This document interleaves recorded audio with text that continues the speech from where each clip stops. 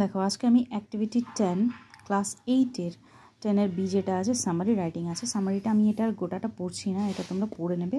এটার সামারিটা আমি করে দেখাচ্ছি। সামারি মানে সারাংশ। এবার সারাংশ কীভাবে করতে হয় তোমরা চেষ্টা করবে অবশ্যই যে যতটা পড়বে জব সেন্টেন্সগুলোকে কানেক্টর দিয়ে যোগ করে করে লেখার চেষ্টা করবে, তাতে কী হবে পুরোটা ছোট হয়ে আসবে। এবার কিভাবে লিখবে 190 ওয়ার্ডের মধ্যে।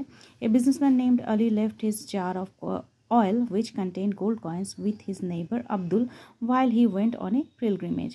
একটা বিজনেসম্যান যার নাম আলী, সে কী করেছিল তার গোল্ড কয়েনে ভর্তি অয়েল দিয়ে ডোবানো জারগুলো আব্দুল নামে তার একটা নেইবার ছিল বা প্রতিবেশী ছিল তার কাছে রেখে তীর্থে চলে গেছিলো। One day Abdul took out some oil and discover the coins. একদিন কী করেছিল আব্দুল কিছু তেল নিয়েছিল এবং বুঝতে পেরেছিল সেখানে কয়েন্স আছে। হি বিকেম গ্রিডি, সে আরও কী হয়ে গেল যে প্রচণ্ড লোভী হয়ে গেল। Took all the oil and coins and replaced with oil. এবার সেখান থেকে সব কয়েনগুলো সে বের করে নিয়েছিল এবং রিপ্লেস করেছিল অয়েল দিয়ে। When Ali returned after several months, অনেক মাস পরে যখন আলী ফিরে এলো, he did not find his coins, সে কিন্তু তার কয়েনগুলো আর পেল না। Abdul denied knowing anything, Abdul কিন্তু কোনো কিছু জানে না এরকম ভান করলো। Ali complain to Khalifa, Ali কী করলো খলিফা নামে যে রাজা আছে তার কাছে গিয়ে সেটা কমপ্লেইন জানালো।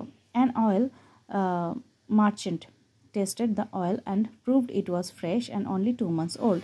একটা অয়েল মার্চেন্টকে খালিফা ডেকে পাঠালো এবং সে কী করলো অয়েলটাকে টেস্ট করলো। টেস্ট করে বোঝা গেল যে ওই অয়েলটা কিন্তু বেশি পুরনো নয়, মাত্র 2 মাসের পুরনো।